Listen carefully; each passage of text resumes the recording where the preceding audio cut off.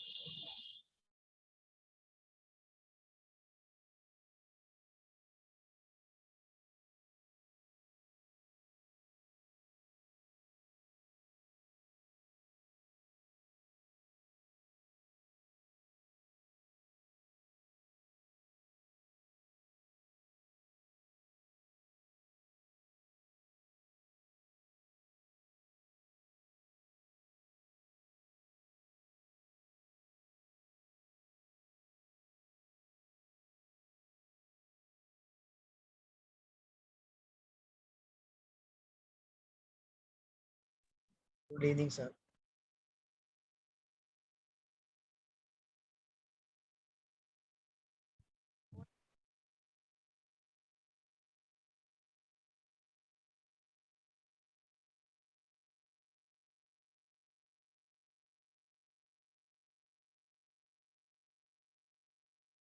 Good evening. चलो बेटा, पहले ग्रेविटेशन के डाउट्स हैं ना, और उसके बाद हम स्टैट्स के डाउट लेंगे and then will continue with stats. तो ग्रेविटेशन की 2 क्विज पोस्ट हुई थी, so this is doubt from the first quiz. ठीक है, चैट बॉक्स में आप डाउट नंबर लिखें, किस क्वेश्चन में आपको डाउट है। सर मुझे एक ऐसे ही डाउट था। हाँ बोलो। सर जैसे कि अर्थ है वो मतलब कि सन है, सन अर्थ को अट्रैक्ट करती है। तो फिर अर्थ भी सन को अट्रैक्ट उतना ही करेगी, तो फिर सन मूव क्यों नहीं करता अर्थ की तरफ? ओके, दोनों एक दूसरे पर सेम फोर्स लगा रहे हैं बेटा। यस ठीक है, सर। Exactly same force. ये सन है और ये अर्थ है।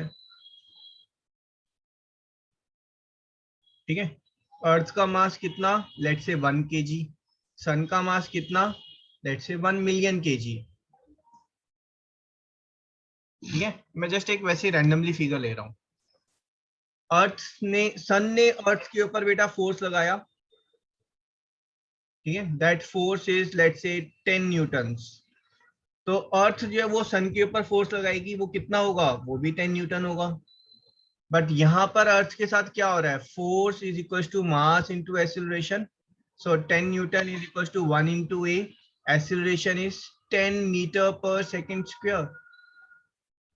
बट जब सन के ऊपर ये फोर्स लग रहा है 10 न्यूटन, तो force is equal to mass into acceleration.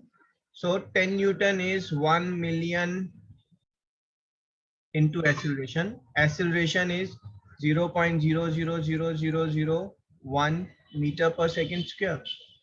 जो रिजल्ट है वो डिफरेंट क्यों आ रहा है दोनों में, क्योंकि दोनों का मास अलग है, दोनों एक दूसरे पर सेम फोर्स लगा रहे हैं, but because the mass are different, therefore जो छोटी चीज है वो ज्यादा एक्सेलरेट करेगी, है ना। Sun has got more inertia you can say than earth. Yes sir. Sir because mass is inversely proportional to acceleration. No, mass तो कांस्टेंट होता है, मास थोड़ा ना प्रोपोर्शनल होता है। Sir but sorry, acceleration is acceleration is inversely proportional to mass if force is same. ठीक है जी। Okay sir, thank you. Okay, Shreya is asking question 16, 17 and 20. First quiz, So question number 9 as well. 9 also. Two planets move around the sun. The periodic times and the mean radii of the periodic times and the mean radii of the orbits are T1, T2 and R1, R2. Then the ratio of T1, T2 is equals to. तो बेटा जो आपका Kepler's third law है है ना, उसने क्या बोला, that the time square is proportional to r cube. Agreed on this? Yes, sir. So t1 square is proportional to r1 cube, t2 square is proportional to r2 cube. ठीक है, तो इनको अगर आप डिवाइड करेंगे तो t1 by t2 का square is proportional to r1, not proportional है ना, यहाँ इक्वालिटी आ जाएगी, ठीक है, is equal to r1 by r2 का क्यूब, ठीक है। तो t1 by t2 किसके इक्वल हुआ, t1 by t2 is r1 by r2 cube का स्क्वायर हुआ। Yes. Okay, sir. Abhishek is asking, sir, how is the satellite revolving around the earth, a free falling body? ठीक है बेटा, अगर satellite जो है ना वो अपनी पोजीशन पर रुक जाए, ठीक है, तो it will fall freely on the earth.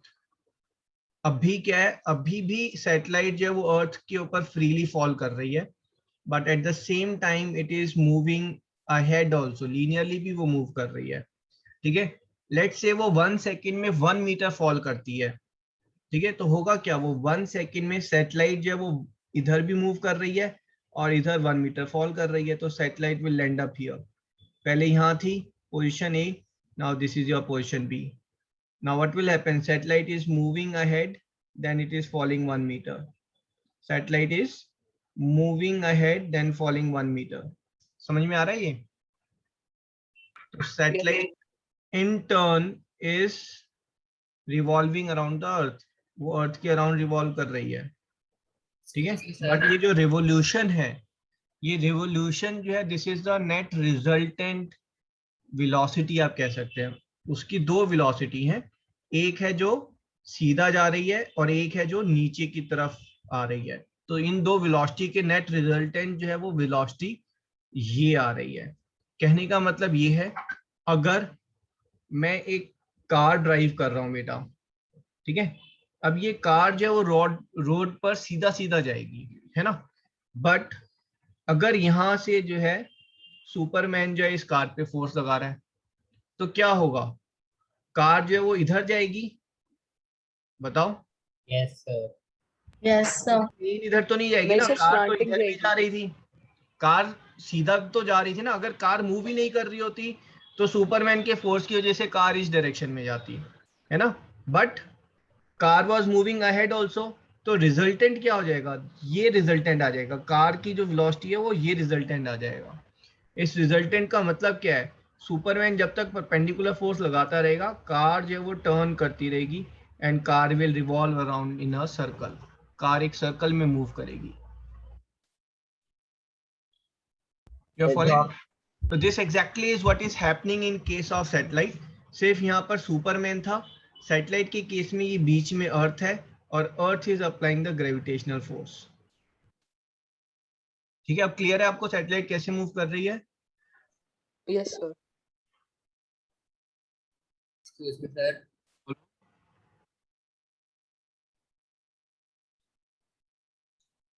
Excuse me, sir. हाँ जी बोलो बेटा। Yes, sir. Sir, वो जो सैटेलाइट वाला एक मिनट फिगर, क्या चीज? सर वो सैटेलाइट वाली फिगर है, एक मिनट वो दिखा दो। Yes sir. सर इसमें सर, यस हाँ, सर ये बोलो। वाली। सर इसमें हम ये कैसे बोल सकते हैं कि सर सैटेलाइट जो फ्री फॉलिंग ऑब्जेक्ट है? फ्री फॉलिंग है क्योंकि सैटेलाइट जो है वो फॉल भी तो कर रही है और फ्रीली फॉल कर रही है। कोई रोक रहा है सैटेलाइट को फॉल करने से? कोई रोक थोड़ा ना रहा है। तो सैटेलाइट इज फॉलिंग। देखो एक चीज मेरे को चीज बताओ ना, इसको छोड़ दो। देखो आप यहाँ पर ऐसे हो, ठीक है, आप यहाँ पर ऐसे जंप कर गए, are you a free falling body? Yes sir. You are a free falling body, है ना। और अगर यहाँ पे हवा का झोंका आ रहा है ना, strong wind is there, are you still a free falling body? Yes, sir. Yes. Yes, sir. Free falling body है ना. Only thing is in case one आप यहाँ पर फॉल करते है ना, और जब विंड इज देयर तो you are falling somewhere here, but you are still a free falling body. ठीक है. टाइम किस में ज्यादा लगेगा, ए तक पहुंचने में, बी तक पहुंचने में? सर बी तक. बी तक पहुंचने में. अगर ये विंड जो है और ज्यादा स्ट्रांग हो गई तो आप कहाँ लैंड करोगे? आप ये पहला केस ये था है ना, दूसरा केस जो है वो ये है, तीसरा केस विंड और स्ट्रांग होगी, विंड और ज्यादा स्ट्रांग है, और विंड बहुत ज्यादा स्ट्रांग है, और उस केस में आप सैटेलाइट बन जाओगे. बट आप फॉल तो कर ही रहे हो ना कॉन्टिन्यूसली. ओनली थिंग इज साथ में आपको विंड जो है वो एक और डायरेक्शन में लेके जा रही है. Okay sir, got. ठीक है. और अगर ये समझ में नहीं आ रहा है तो आपने अगर एक ये लेट से एफिल टावर है, एफिल टावर पे आप खड़े हो, आपने स्टोन को ड्रॉप किया या स्टोन को थ्रो किया, दोनों केस में स्टोन फ्री फॉलिंग बॉडी है ना, it's moving towards the earth. और स्टोन को आपने और ज्यादा तेज थ्रो किया, और स्टोन को आपने बहुत ज्यादा तेज थ्रो किया, है ना, उस केस में वो जो स्टोन है that will become the satellite of the earth. ठीक है. But it will remain free falling body, considering कि इसका जो ये वाला जो स्ट्रेट लाइन मोशन है, अगर उसको हम रोक दें तो ये अर्थ की तरफ डेली फॉल करेगी, और अर्थ की तरफ फ्री फॉल वाला अगर मोशन रोक दें, अगर हम बोले नहीं वो अर्थ की तरफ फ्री फॉल नहीं कर रही है, तो फ्री फॉल नहीं कर रही है तो बेटा वेलोसिटी टेंजेंशियल होती है, वो सैटेलाइट जो है वो that will escape the earth's orbit, है ना, वो सैटेलाइट नहीं रहेगी. ठीक है जी. सर तो मून भी फ्री फॉलिंग बॉडी है? मून बेटा is not a free falling body, क्योंकि मून का भी अपना एक ग्रेविटेशनल पुल है जो अर्थ पर लग रहा है. ठीक है. अदरवाइज एक वन वे यू कैन से moon is a free falling body, क्योंकि मून का अगर लीनियर मोशन आप रोक देंगे तो मून जो है that will fall on the earth. ठीक है. नाउ थिंग इज ये जो फॉल वर्ड है ये कब यूज होता है? when the mass of one body is very very very less comparative to other body. नहीं तो otherwise both the bodies are moving. आप falling क्यों बोलोगे फिर उसको? आप समझ रहे हैं? अगर ये अर्थ है और ये बॉडी है, ठीक है, both are applying a force on each other. ठीक है. and thing is this is moving this much direction and this is moving only this, जो दिख ही नहीं रहा है, negligible है. Understood this? बट अगर यहाँ पर हमने इस स्मॉल बॉडी की जगह पर अगर हमने बेटा मून को ले लिया, तो अब ये रिलेटिवली इतनी स्मॉल बॉडी नहीं रही, तो यहाँ पर we will say that both are attracting each other, दोनों एक दूसरे को अट्रैक्ट कर रहे हैं ना. तो आप ऐसे थोड़ा ना बोलोगे कि moon is falling on earth, नहीं. ठीक है. Moon is getting attracted towards earth, earth is getting attracted towards the moon. ठीक है जी. सर हम मर्क्यूरी को सन के कंपैरिजन में फ्री फॉलिंग बॉडी बोल सकते हैं? हाँ बोल सकते हैं, बिल्कुल बोल सकते हैं. ठीक है. सन के ग्रेविटेशनल फोर्स में Mercury is basically falling on the sun. तो सन का अगर लीनियर मोशन रोक देंगे हम, तो मरकरी का लीनियर मोशन रोकेंगे, then it will fall on the earth, on sun. Sir एक डाउट है. हाँ जी. सर हम कौन से केस में बोलेंगे कि ग्रेविटेशनल फोर्स सबसे कम लग रही है? ऑब्जेक्ट जब अर्थ के कोर के पास होगा या फिर अर्थ के कोर से दूर होगा? एक मिनट बेटा बस.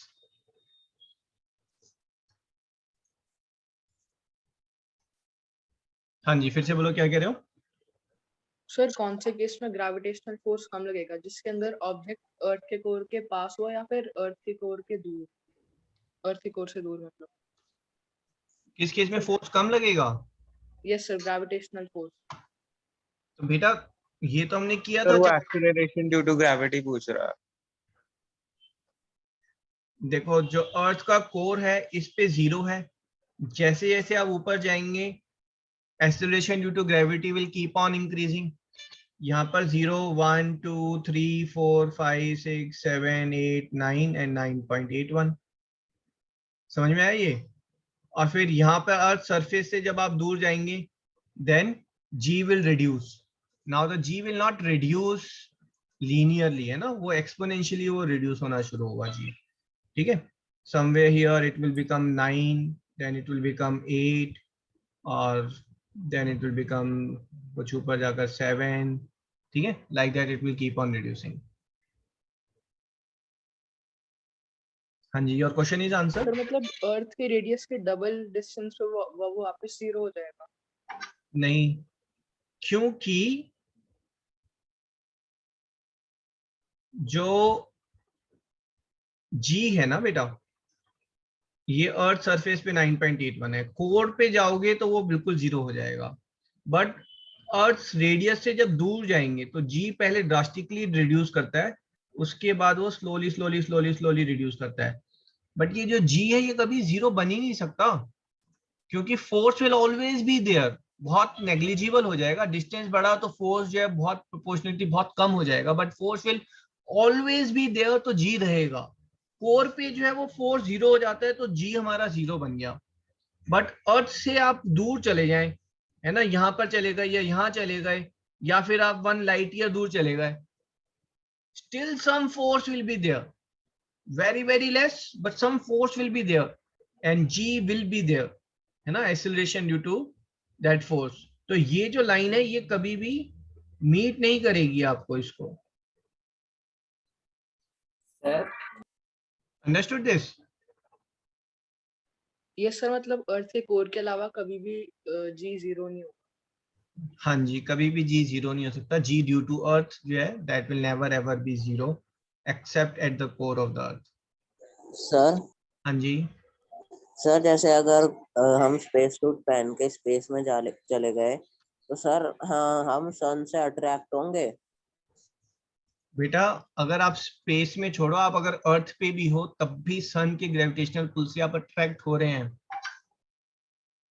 ठीक है ना, तो मैंने सर बताया था अर्थ कि में जो ग्रेविटेशनल फोर्स है that does not depend upon your location, medium, किसी चीज पे डिपेंड नहीं करता है. मैं आपको अगर एक स्टेनलेस स्टील के बॉक्स के अंदर बंद कर दूंगा तब भी अर्थ का ग्रेविटेशनल फोर्स या सन का ग्रेविटेशनल फोर्स आप पर लगेगा. Thing is earth is very very very close to you, only 6400 kilometre, है ना, अर्थ सरफेस पे जब आप है, और सन जो है दैट इज 15 मिलियन किलोमीटर्स. तो कोई कंपैरिजन ही नहीं है. सन का फोर्स है that will be very very less on you, but ये सन का फोर्स और मून का फोर्स जो है still it is there substantial, because of which tide is there. Tide क्यों है? क्योंकि sun and moon are applying gravitational force on the water which is there on the earth. अर्थ के ऊपर जो वाटर है उस पे अर्थ भी ग्रेविटेशनल फोर्स लगा रही है, सन भी लगा रहा है, मून भी लगा रहा है. तो उस वजह से क्या हो रहा है आपका, अगर आप देखेंगे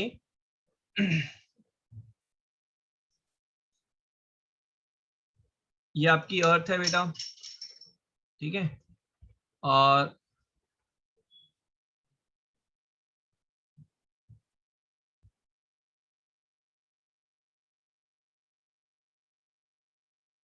वन मिनट,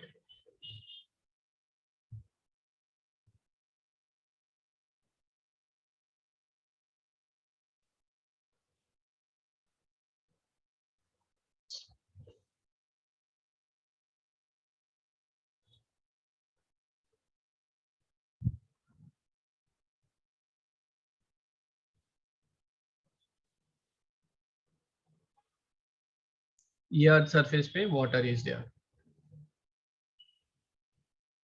अगर आप बात करेंगे न्यू मून की या फुल मून की, ठीक है, तो न्यू मून पर मून यहाँ पर है, सन यहाँ पर है, ठीक है, दोनों का जो ग्रेविटेशनल फोर्स है वो दोनों का ही लग रहा है. मून का ग्रेविटेशनल फोर्स वाटर पे और अर्थ सन का ग्रेविटेशनल फोर्स वाटर पे, दोनों का लग रहा है ना यहाँ पर.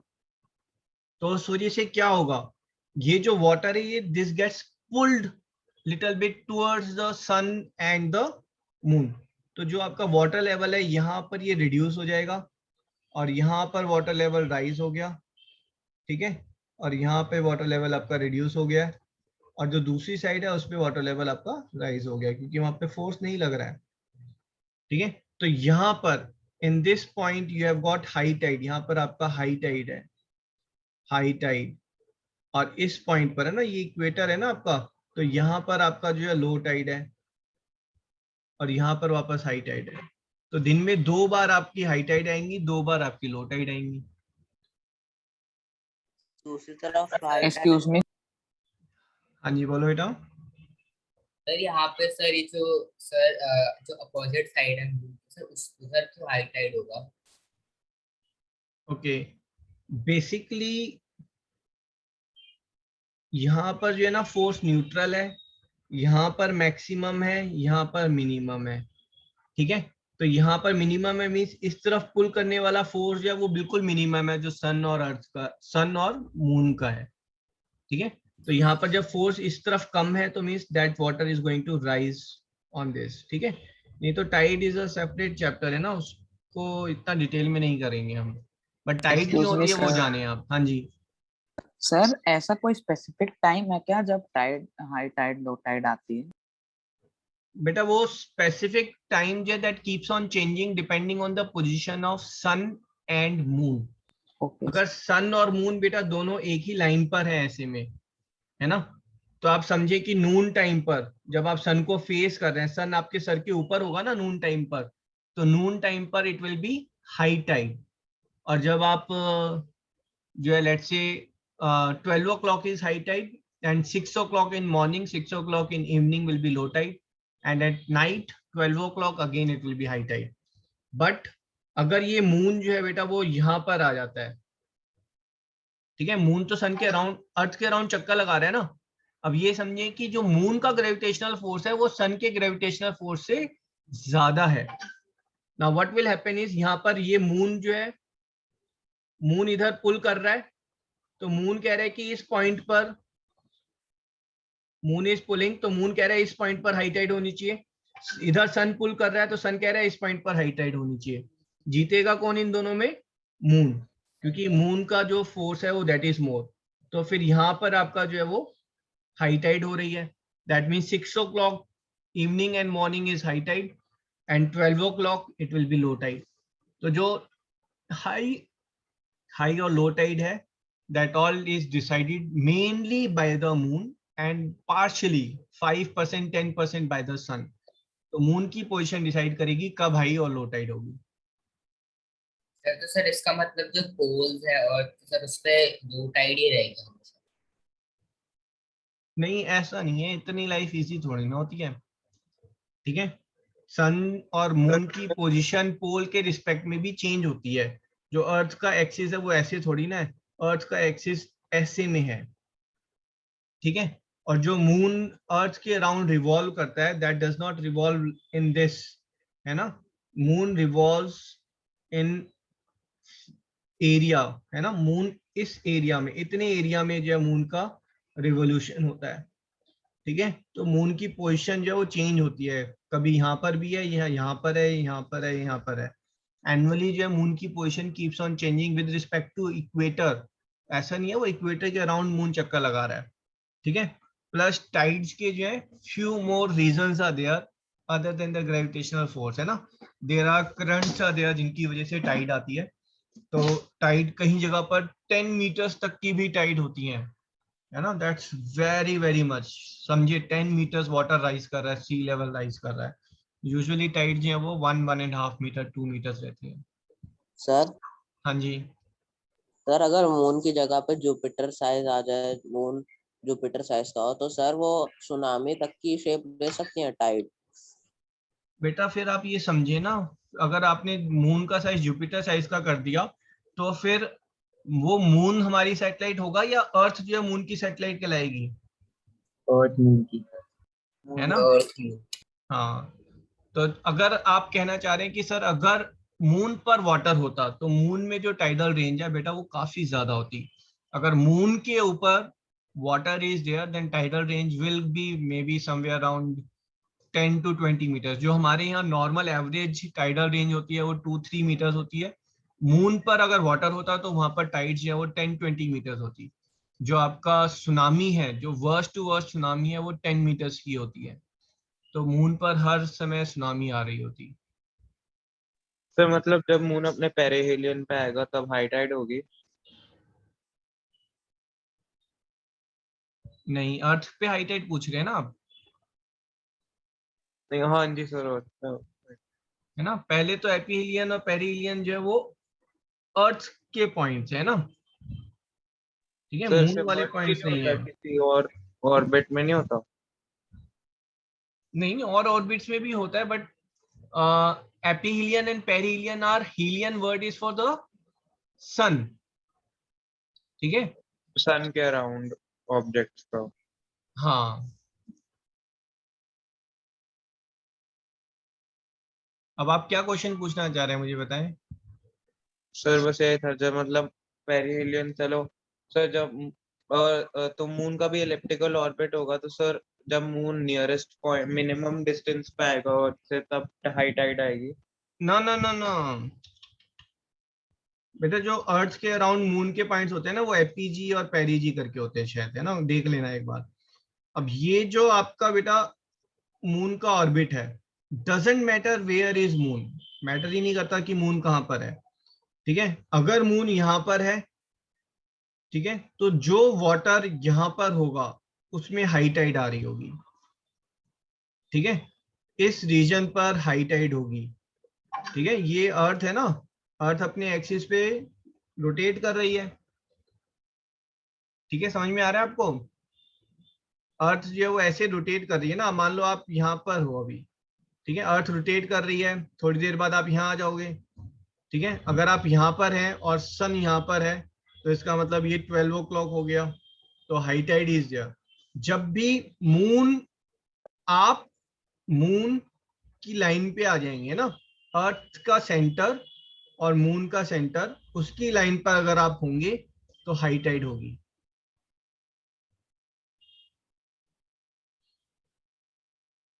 ठीक है। इस पॉइंट पर हाई टाइड होगी और इस पॉइंट पर हाई टाइड होगी। सर मतलब जब आर सबसे कम होगा तब हाई टाइड होगी? क्या चीज? जब आर सबसे कम होगा, सेंटर आर, ऑफ का डिस्टेंस, मतलब इससे आप कहना चाह रहे हो कि जब सेंटर ऑफ मासेस का डिस्टेंस सबसे कम होगा और तो हम उनका नहीं तब हाई यार, टाइड। नहीं नहीं नहीं, आप सुन ही नहीं रहे हो ना, अच्छे से सुनो मेरी बात, ठीक है। ये अर्थ है, अर्थ पे ये इक्वेटर है, इक्वेटर में सब जगह पर पानी है ना, कुछ जगह पर हाई टाइड होगी, कुछ पर लो होगी। अगर यहाँ पर हाई टाइड है मान लो, तो यहाँ पर लो टाइड होगी, और यहाँ पर हाई टाइड है, तो इसका मतलब है कि समवेयर हियर यहाँ पर मून है, जो मून की लाइन में होगा उस पॉइंट पर हाई टाइड होगी, बाकी पॉइंट्स पर लो टाइड होगी। डजेंट मैटर कि मून का डिस्टेंस जो है वो अर्थ से कम है, दूर है, नहीं, डजेंट मैटर। आप समझ रहे हो इस चीज को बेटा अब? Yes sir. ठीक है, अगर मैंने मून को यहां पर ला दिया तो इस पॉइंट पर हाई टाइड्स होंगी, ठीक है, और इन पॉइंट्स पर लो टाइड होगी, क्योंकि ये इन लाइन है ना, ये अर्थ का सेंटर, ये मून, और इस लाइन में ये यहां पर हो गया। मून के जस्ट नीचे it will always be high tide, end of story. Moon जहां जहां जाएगा वहां वहां पर पानी उसकी तरफ खींचा हुआ होगा, and there will be high tide, ठीक है। जहां पर भी मून जो है आपके सर के बिल्कुल ऊपर है, वहां पर हाई टाइड होगी। समझ गया sir. Done done. Yes. Okay, I like it, है ना, आप लोग बहुत वैरायटी के क्वेश्चंस पूछते हैं, and that's what is all teaching and knowledge is all about, ठीक है, to know things even beyond books. Okay, question number 7। Nishtha, 7th में डाउट है बेटा आपको? Yes yes sir. Sir angular momentum एक बार आप समझा दीजिए क्या होता है फिर से। कौन सा angular momentum? Yes sir. Okay, चलो, जो आपका एंगुलर डिस्प्लेसमेंट है और एंगुलर मोमेंटम है ना, उसके ऊपर थोड़ा सा बात कर लेते हैं, ठीक है। या फिर आप एंगुलर मोमेंटम का मैं फॉर्मूला बताऊंगा तो वो काम ही नहीं करेगा अभी, ठीक है। एंगुलर मोमेंटम आप ये ले लें कि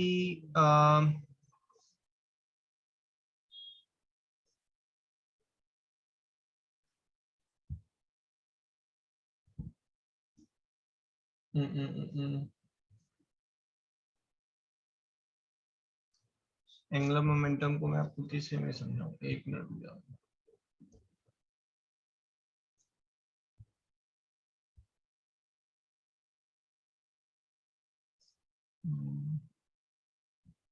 नहीं इसको छोड़ दो आप, है ना। एंगुलर मोमेंटम आपके सिलेबस में नहीं है, क्योंकि अभी मैं इसमें डीप में जाऊंगा, बिना डीप में जाए मैं उसको कवर नहीं कर सकता हूँ, ठीक है। तो इसको रहने दो आप।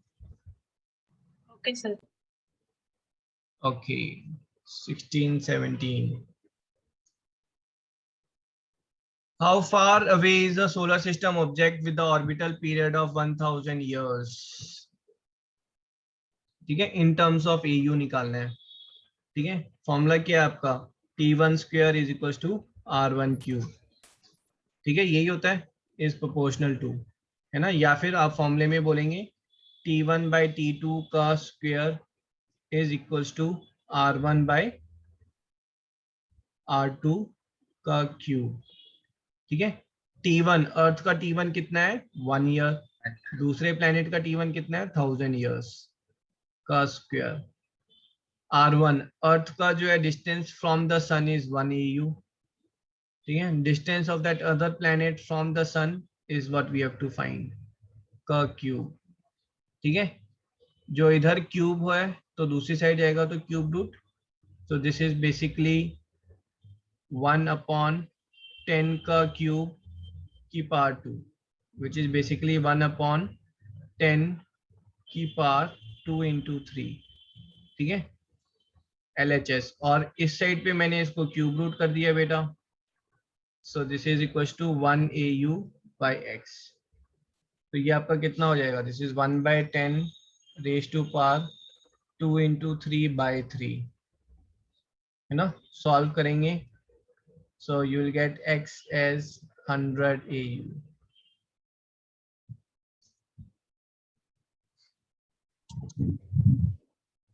ठीक है, done done. Yes, sir. Sir इसको T square upon R cube is equal to T square upon R cube से नहीं कर सकते हैं, मतलब एक साइड में अर्थ का T square upon R cube is equal to 1/x upon 1000। Same चीज है exactly, T1 square by R1 cube is T2 square by R2 cube, है ना। क्रॉस मल्टीप्लाई करेंगे तो T1 square by T2 square is R1 cube upon R2 cube, which is T1 by T2 whole square is R1 by R2 whole cube। Yes sir नहीं same मैं ही ये use करो या ये डजेंट मैटर, है ना। The period of satellite in a, okay, question number 17, the period of satellite in a circular orbit of radius r is t, the period of another satellite in the circular orbit of radius 4r is, same formula लगेगा, ठीक है, कर लेना आप। Period of satellite, एक case में आपके पास period t है, दूसरे केस में पीरियड आपको निकालना है का स्क्वायर इज, पहले वाले केस में रेडियस सर्कुलर ऑर्बिट का r है और दूसरे वाले केस में 4r है का क्यूब, ठीक है बेटा।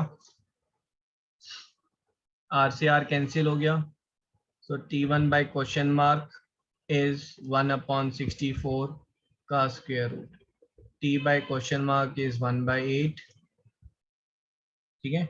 So question mark is 80. Agreed? Yes, sir. Yes, sir.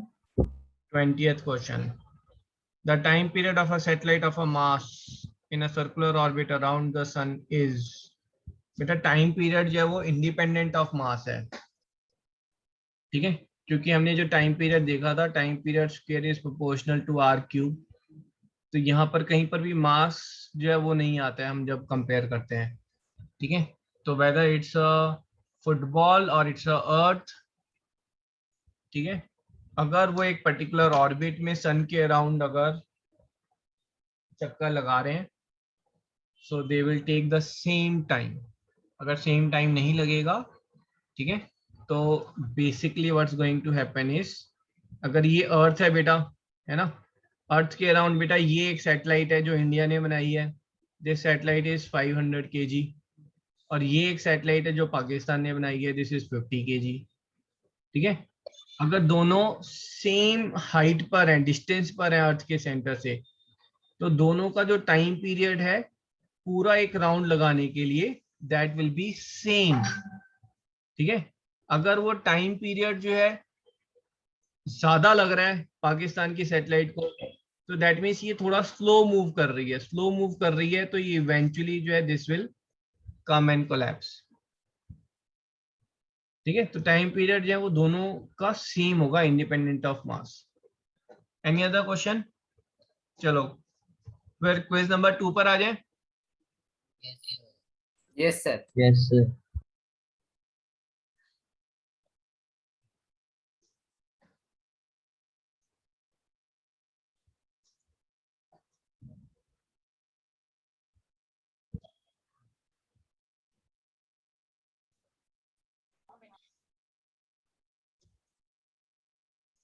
One minute बेटा।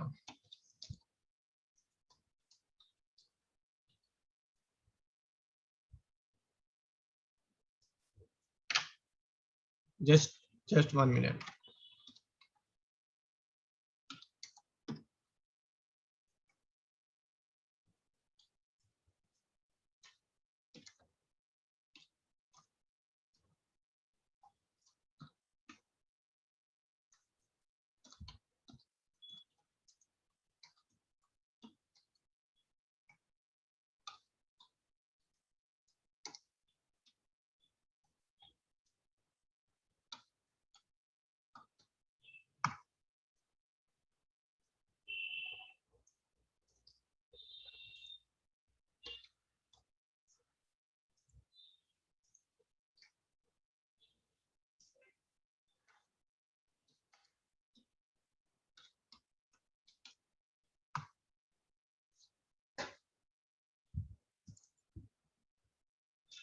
हाँ जी, oh, lots of doubts।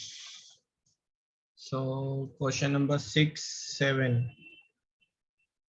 Question number 6, a body has a weight of W on the surface of Earth. What is the weight on a planet which has mass 10 times that of Earth and radius 4 times that of Earth?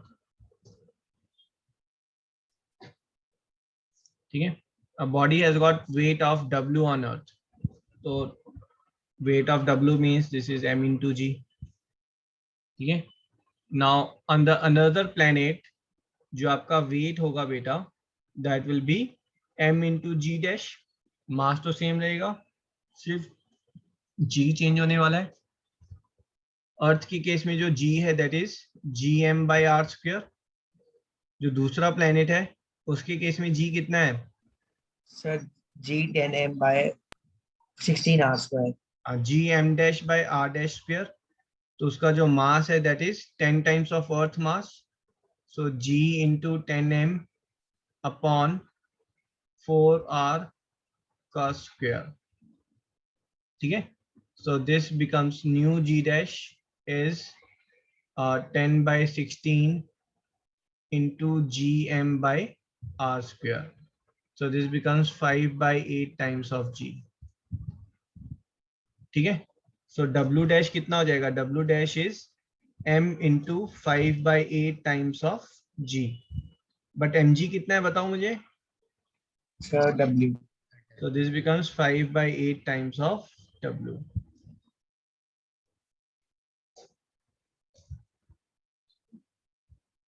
Check करो, doubt हो तो। अच्छा question था।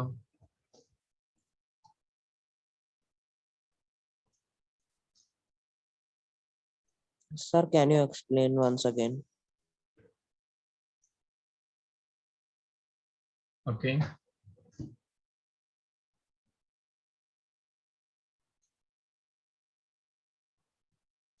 बेटा, जो given है ना पहले उसको डिकोड किया करो, है ना। गिवन क्या है हमारे पास, जो W गिवन है वेट है उसका वेट, किसी चीज का वेट क्या होता है m into g होता है। तो अर्थ पे ये वेट है उसका।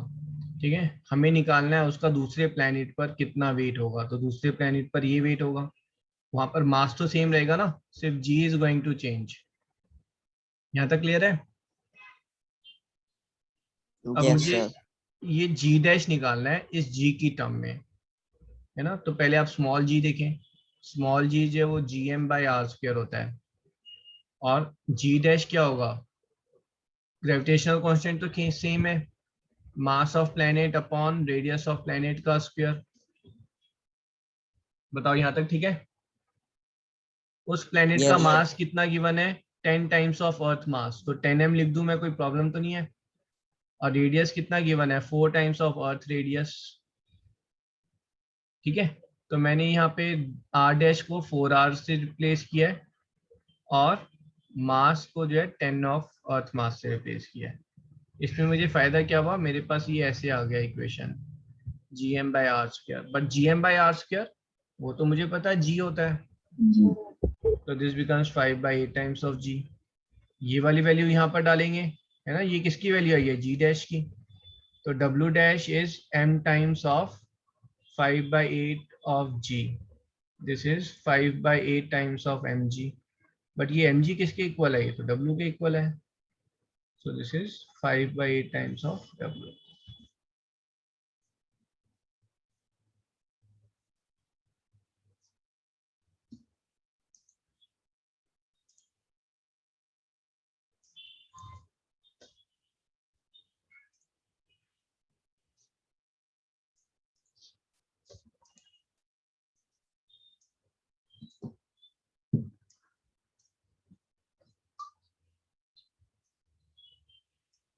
Yes.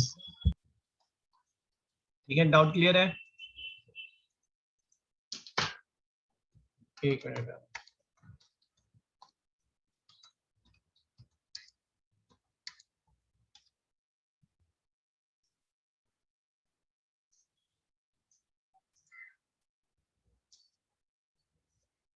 Okay, let's see which question.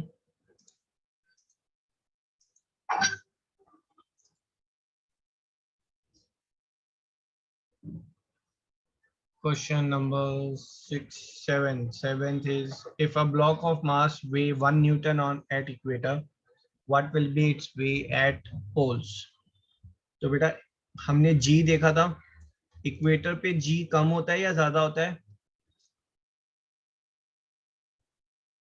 कम होता है, Less. होता है ना, इक्वेटर पर G जो है वो लेस है, और पोल्स पर जो G है वो ज्यादा होता है। ठीक है, तो हमारा जो वेट है बेटा that is m into g. Equator पे 1 न्यूटन है, जब आप पोल पर जाएंगे तो पोल पर g की वैल्यू इंक्रीज करेगी, तो वेट आपका इंक्रीज करेगा या डिक्रीज करेगा? Increase. तो इंक्रीज करेगा। Yes. ठीक है श्रेया, समझ में आया बेटा?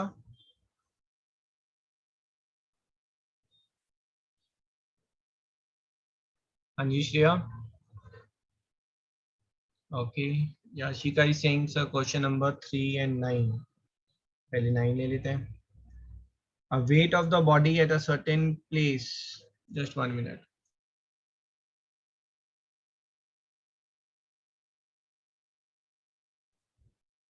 The weight of the body at a certain place is 30 newtons. The acceleration due to gravity at that point is 10 meter per second. Find out the weight of the object in space where acceleration due to gravity is 0. तो बेटा इसमें wait का formula क्या है, m into जी, है ना। Space में मास कितना होगा, जो ओरिजिनल मास है ना, मुझे पता नहीं, बट कुछ भी मास हो सकता है, बट जी कितना है स्पेस में, 0 Zero. है ना, तो मास इंटू 0, तो आपका वेट कितना हो जाएगा, 0 न्यूटन।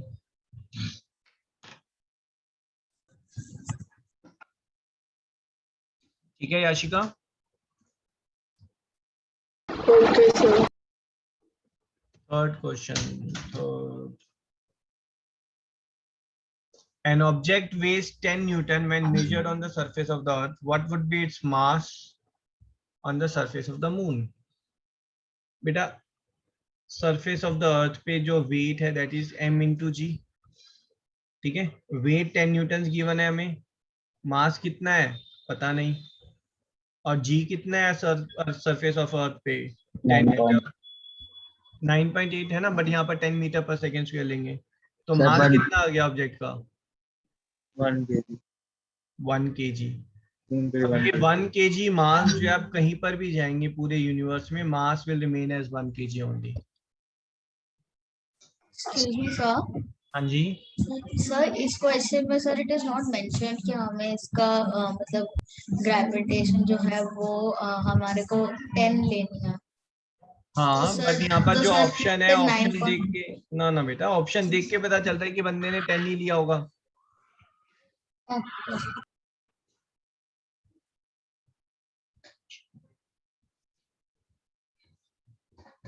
ठीक है जी, okay.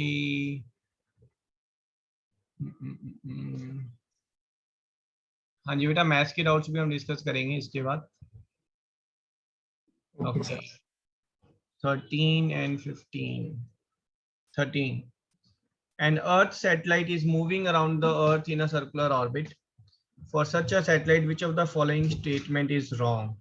It is a free falling body. True or false?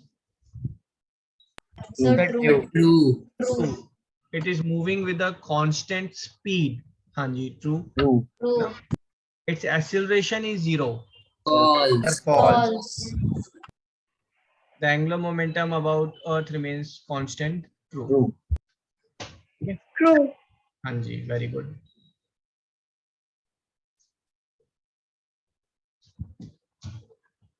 Acceleration बेटा, कोई भी बॉडी अगर सर्कुलर पाथ पे मूव कर रही है तो उसकी डायरेक्शन कॉन्टिन्यूसली चेंज हो रही है।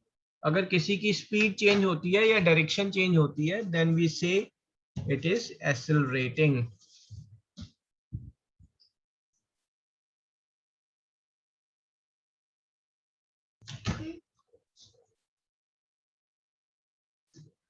Fifteenth question. The mass of 1 kg on Earth weighs 1/6 kg on Moon. The radius of Earth is this, Moon is this, the mass of Moon is this,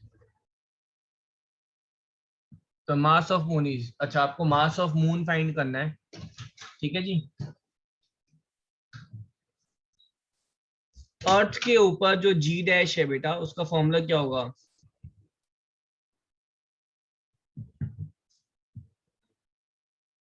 GM upon R square. GM upon R square GM upon R square, है ना। यहाँ पर ना ये language थोड़ी सी गलत है। The mass of 1 kg on earth weighs, ये 1/6 नहीं होगा। Mass of 1 kg on earth weighs 10/6 newton on moon, ठीक है, ऐसे करके होना चाहिए था ये।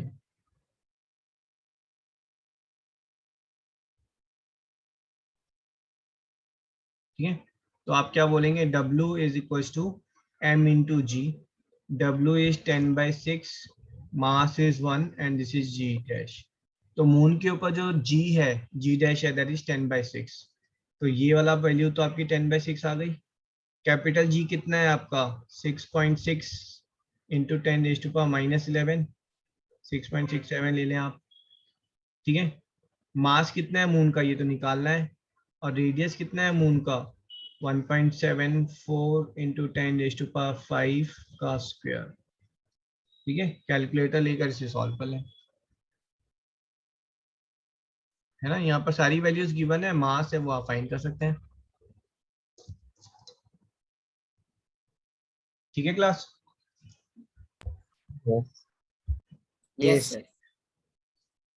29:30.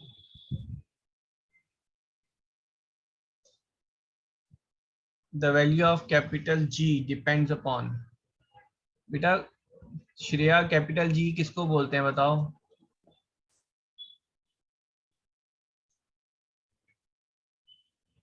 एनीवन कैपिटल G किसको बोलते हैं? Gravitational force. Gravitational constant. दाना Law of gravity. Gravitational constant. Universal gravitational constant, not only gravitational constant, है ना। मतलब ये हर जगह पर जो है सेम वैल्यू रहेगी, इररिस्पेक्टिव कहां पर, किस पर, कैसे अप्लाई हो रहा है, डजंट मैटर, ठीक है। दो चींटियां आपस में जब फोर्स लगा रही हैं तो उसमें भी कैपिटल जी की वैल्यू सेम रहेगी. So does it depend upon nature of interacting bodies? No. Size of interacting body? No. Mass of interacting body? No. The answer is none of these. ठीक है जी. स्मॉल जी और capital G है ना, उनमें confuse मत होना.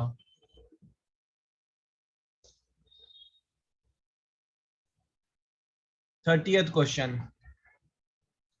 Force is Gmm upon R square. Agreed on this? Yes, sir. Yes. Force Yes, sir. किसके equal होता है? Mass Meter. into Mass into acceleration. acceleration. Is Gm m upon r square. मास से मास cancel हो गया. Yes, sir. Acceleration किसके equal होता है? Metre पर Per second second square. square. ठीक है. तो मैं इसको यहाँ पर अगर देखूं तो मेरा capital G this is equals to acceleration into distance का स्क्वायर अपॉन मास. यही हो गया. Yes, sir. Acceleration is meter Second per square. Second square. R square is distance का स्क्वायर मीटर स्क्वायर है ना. Mass R In square is kg. Meter square. Mass is in KG into KG. This is ji.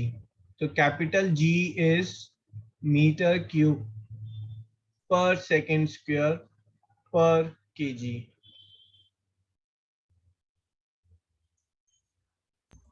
Yes, sir. Yes.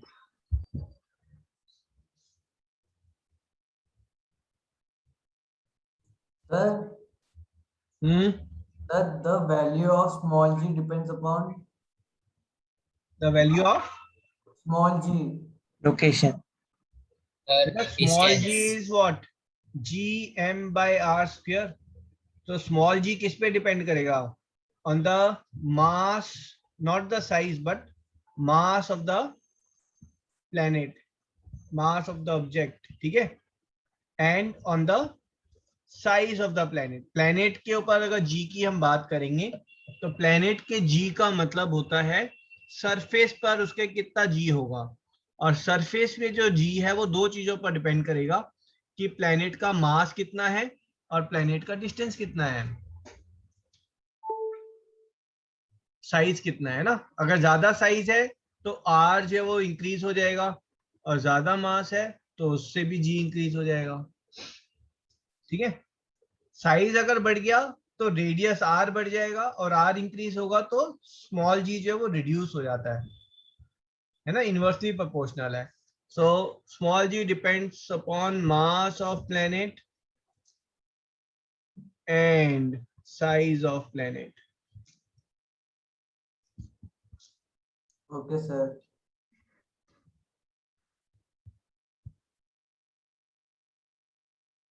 Sir तो हम इसी तरीके से sir इसकी CGS unit भी निकाल सकते हैं. हाँ जी बिल्कुल. Okay, sir. The ratio of SI unit and CGS unit of G is. ठीक है. स्मॉल g जो है बेटा वो एक्सीलरेशन ही तो है. एक्सीलरेशन क्या होता है? Metre per second square. ठीक है. और इसको अगर मैं सेंटीमीटर में करूंगा तो कैन आई से 1 metre per second square is 100 centimetre by second square. तो SI unit is 100 times of CGS unit.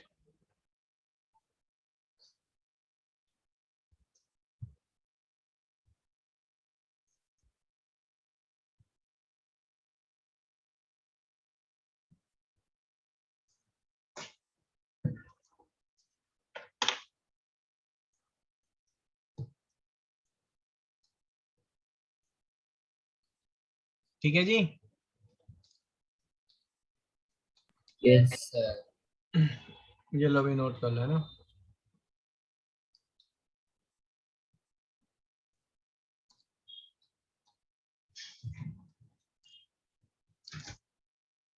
बेटा कई सारे स्टूडेंट्स ने क्विज नहीं किए अटेम्प्ट. दैट्स नॉट करेक्ट है ना. सही नहीं है ये. सर मेरे मिड टर्म एग्जाम चल रहे हैं इसलिए मैं कर नहीं पाया. Okay. I have received lot of requests for preparatory leave है ना मिड टर्म एग्जाम्स के लिए, तो मेरे पास जो डेट्स आई हैं अकॉर्डिंगली है ना, 10th क्लास को I am giving preparatory leave from 10th till 20th. तो is this same date suitable to all of you? देखो हो सकता है आपके सारे एग्जाम्स यहाँ पर कवर ना हो ना, कुछ के जो है मेरे पास जो फीडबैक है 6 से एग्जाम है, कुछ के 13 से एग्जाम है, ठीक है? So accordingly this date is decided. I hope आप सबको भी ये सूट करेगी. Sir, can you repeat the date? From 10th September till 20th September. ठीक है? प्रिपरेटरी लीव्स का मतलब है in between I will keep classes but doubt session और रिवीजन क्लासेस, है ना, नया चैप्टर नहीं लेंगे उस पे हम. Yes, sir. ठीक है? ओके, कौन सा क्वेश्चन है ये? 33rd, 34th, 33rd. Choose the scientist who first performed Galileo experiment on Sir, Moon. Scott. ठीक है, उसने कुछ नहीं किया था, मून पर ले जाकर जो है उसके पास एक हैमर था और उसने एक पीस ऑफ क्लॉथ या फेदर लिया था. हाँ, इन दोनों को साथ में उसने ड्रॉप किया था. Both of them reached at the same time. ये सेम एक्सपेरिमेंट यूएसए ने भी परफॉर्म किया था on a vacuum chamber. So they actually build a 40 meter high vacuum chamber was build, है ना. 40 मीटर का मतलब क्या हो गया आपका? 8 स्टोरी बिल्डिंग. और उस वैक्यूम चैम्बर पे then they have dropped a steel ball weighing 100 kg and a feather. Yes, sir. Together, and both of them reach the surface at the same time. Excuse Why? me, sir. Because Earth applies, है ना, जो G है वो दोनों सबके लिए same होता है, constant. It is the air और फ्रिक्शन और drag due to the air जिसकी वजह से फेदर जो है वो डिले हो जाता है. बट अगर वैक्यूम है, no air, then there is no air drag and they will reach at same time. हाँ जी बोलो. सर लेकिन सर ये क्या बोलते हैं सर, साइज पे भी तो डिपेंड करता है. बेटा अगर वैक्यूम चैम्बर है तो वो किसी चीज पर डिपेंड नहीं करेगा फिर, ठीक है? मास साइज किसी चीज पर डिपेंड नहीं करेगा.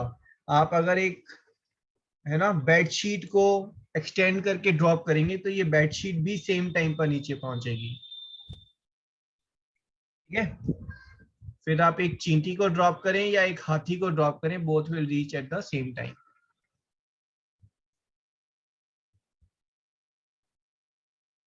34th, a spring balance measures the, ठीक है? स्प्रिंग बैलेंस क्या measure करता है? Weight of an object. Weight of an object. तो स्प्रिंग बैलेंस या जो वेइंग मशीन होती है, ठीक है, वो आपको दिखाती तो रीडिंग मास की है, बट एक्चुअली वो मेजर जो है वो वेट को करती है. उसकी जो रीडिंग्स है वो मैनिपुलेटेड होती हैं such that the output you are getting is in terms of mass, ठीक है? Otherwise they are showing you the weight. वो वेट कैलकुलेट करती हैं और आउटपुट जो है वो मास के फॉर्म में दिखाती है. Okay, 30th question. 36. 30th तो हो गया. 36. What is mass of an object whose weight is 98 Newton? तो बेटा weight is m into g, ठीक है? Now thing is, यहाँ पर उसने ये दिया नहीं है हमें कि ये जो weight है ये अर्थ पर है या कहाँ पर है, Yes, sir. है ना? तो जब तक हमें यही नहीं पता होगा कि ये वेट कहाँ पर मेजर हुआ है तो we can not tell the mass, ठीक है? अगर आपके सब्जेक्टिव में आता है तो you will say assuming that the weight is measured on the surface of the earth, and then you will say W is equals to mg, and this is 98 is m into 9.8, and m is coming as 10 kg. Sir. ये Socrates में answer क्या दिया हुआ था? Sir यही था sir, 10 kg. 10 kg, ठीक है? तो यहाँ पर ये करेक्शन होनी है ना. Weight is 98 newton at surface of earth, ठीक है? ऑन अर्थ भी नहीं बोलेंगे हम, surface of earth is the requirement.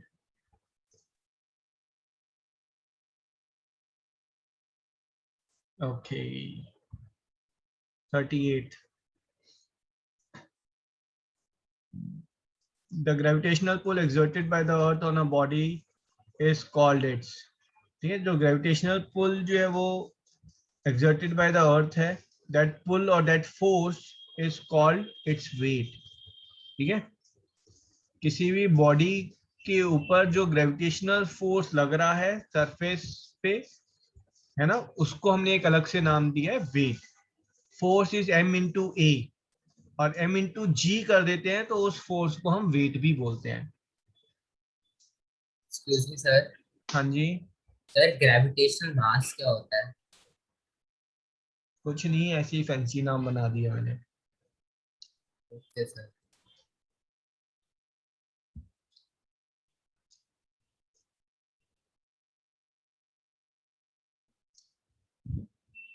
while orbiting around the earth in a spaceship an astronaut experiences sir weightless.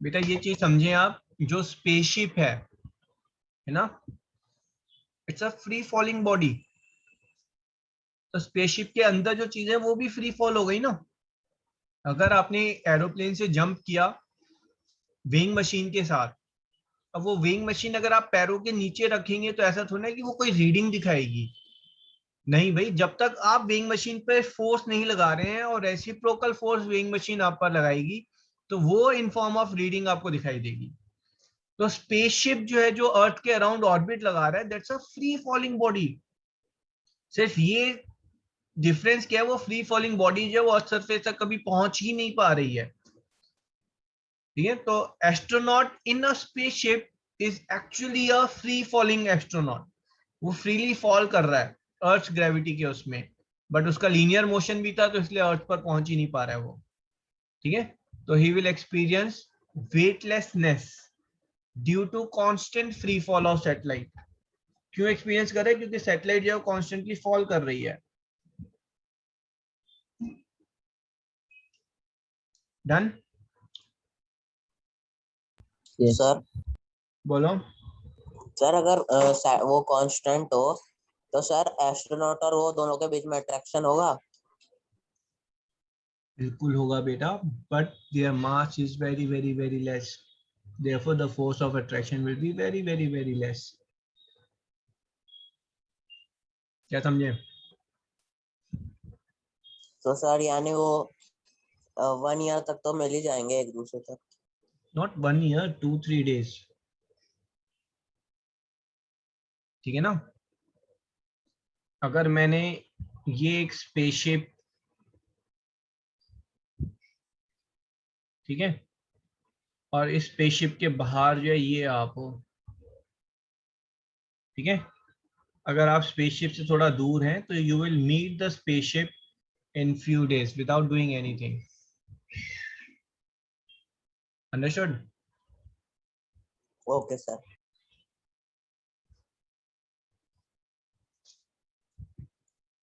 Question number 45 the unit of g upon g is capital G की unit क्या होती है बेटा sir N meter square by kg newton meter square by kg square yes है ना तो newton की unit क्या होती है newton is mass into acceleration yes ठीक है ना तो मीटर स्क्वायर तो ये है ही हमारे पास और ये केजी स्क्वायर है तो ये आपकी कैपिटल जी की यूनिट हो गई बाय स्मॉल जी की यूनिट क्या होती है मीटर पर सेकंड स्क्वायर है ना मीटर पर सेकंड स्क्वायर तो ये सेकंड स्क्वायर से सेकंड स्क्वायर कैंसिल हो गया मीटर से मीटर कैंसिल हो गया केजी से केजी कैंसिल हो गया so this unit is coming as meter square by kg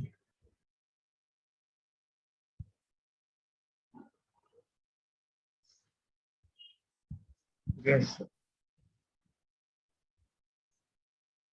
sir मुझे वो और वाला साइन दिखा इसलिए मैं कंफ्यूज हो गया क्या क्या क्या दोबारा बोलो सर मुझे वो और वाला साइन लगा इसलिए मैं कंफ्यूज हो गया सर मैं सोचने लगा सर ये दोनों का सेम कैसे होगा। और वाला साइन कहाँ पे लगा मैं सर समझा वो नहीं। स्लैश मेरे को लगा सर। अच्छा अच्छा अच्छा अच्छा अच्छा अच्छा अच्छा अच्छा अच्छा अच्छा अच्छा, आपको लगा कैपिटल जी या स्मॉल जी की यूनिट क्या है? Yes sir. Yes sir same.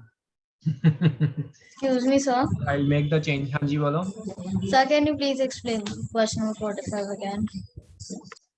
हाँ जी बेटा, मुझसे पूछा गया कैपिटल जी और स्मॉल जी की यूनिट क्या होगी। ठीक है, तो आपका जो फोर्स का फॉर्मूला होता है, ठीक है, force is G/m upon r square, यही होता है फोर्स का फॉर्मूला। और ये Yes, जो sir. फोर्स है, ये फोर्स किसके इक्वल है?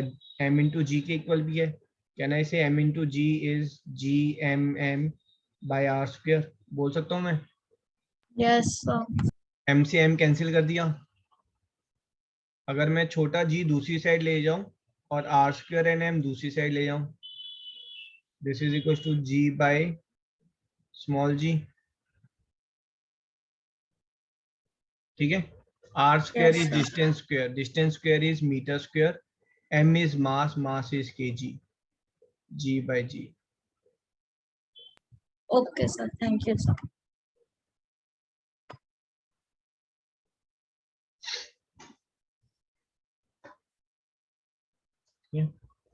दिस इज व्हाट है ना, आप डाउट पूछते हैं तो किसी और वे में क्वेश्चन सॉल्व हो जाता है, तो that's again a second learning part. Okay आगे बढ़ते हैं। 45 हो गया है, 51। The weight of object in the coal mine, sea level and the top of the mountain is। ठीक है, तो आप ये समझें कि वेट जो है वो जी पर डिपेंड करेगा, और जी जो है मैंने बताया था कोर ऑफ द अर्थ है ना, this is distance, this is center of earth, center of अर्थ।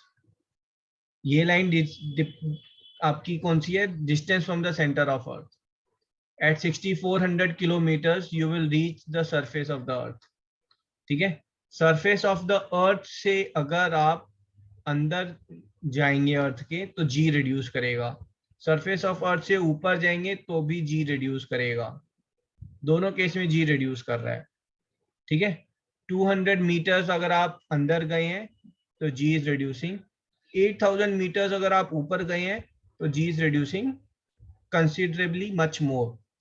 तो जी मैक्सिमम कब है? यहाँ पर मैक्सिमम है, this is second highest, this is third highest. Agreed? तो maximum is W2 and minimum is W3।